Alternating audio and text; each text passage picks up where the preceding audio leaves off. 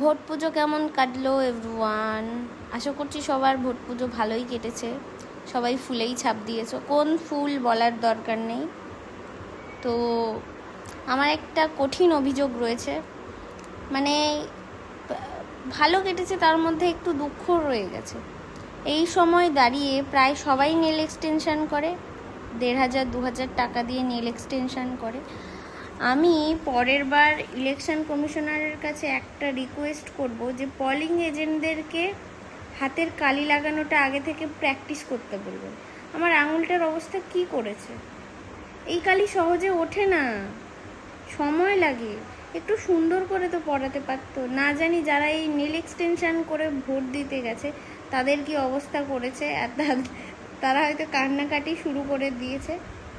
এরকম করবেন না প্লিজ, নেক্সট টাইম কিন্তু আর মানবো না, ঠিক আছে?